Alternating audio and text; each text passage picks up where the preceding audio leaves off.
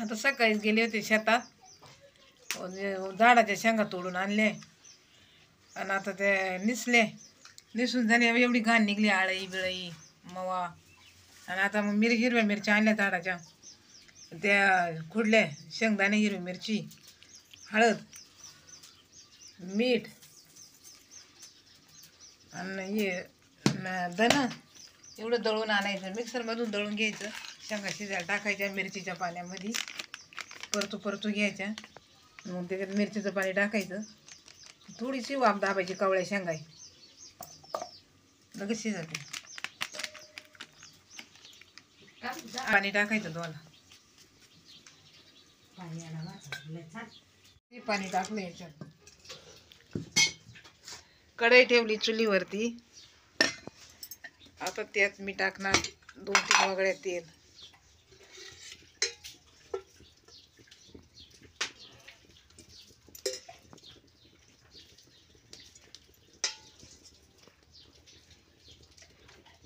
झाले शेंगा या आता व्यवस्थित धुवून घ्यायच्या.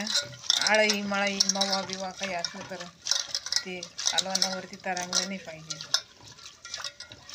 हे बघा आता तेल गरम झालं. आता शेंगा टाकायचे.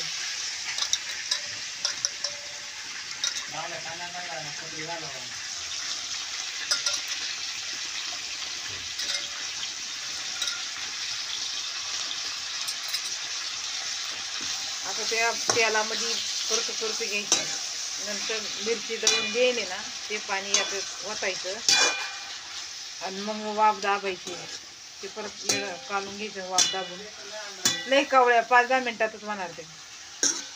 एक नंबर कवळी शेंगे. हे आपला गावठी वाली याला लई चव आहे. ते तारीवरचा नाही, असा झाडावरचा वाली.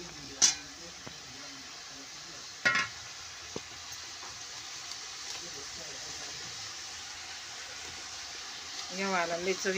येवाला टाईम चालवतो. पाणी जर असलं ना कवर चालवतो.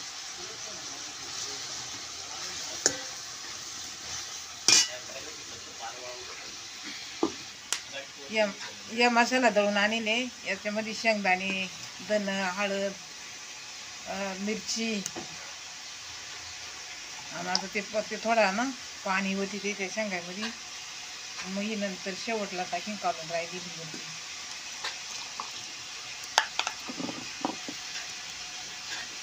आता थोडंसं पाणी होती ते शिजायचं.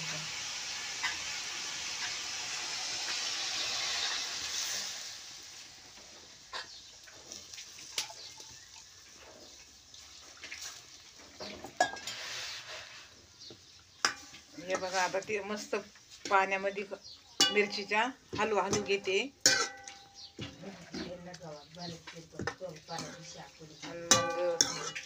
आता त्याची काय झालं. आता त्याची मी वाफ दावीत. किती भारी झाली मिरचीच्या पाण्यामध्ये मस्त पैकी. आता त्याची मी वाफ दाबी ते शिजन. आता ते अगदी 5 मिनिटात शिजणार आहे. या कवळ्या लचलची ते चवलं या वालाला, त्या तारीवरच्या वालापेक्षा खायला एक नंबर चवी. हे बघा शिजल्या 5 मिनिटात शिजल्या. त्या कवळ्या लचलच्या शेंगा होत्या. कढई पण लागायला लागली. हे बघा हातानं पाद्याला झाला गाळ त्याचा. आता थोडंसं मिरची उरेल होती ना, ते टाकी ते. एक नंबर झाली कालवणी. या वालाला चव पण राहते. बस एखाद्या लग्नाला जाणार असं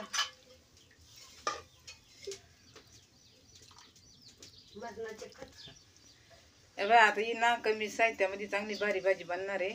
आणि एक नंबर वालाची शेंगा शिजून दिल्या. चांगली मस्त उकळी येऊन देते. तर 5-10 मिनिटं चांगला आरक उतरून देते आणि मग ती भाजी घेते. खमंग आणि भारी भाजी लागन.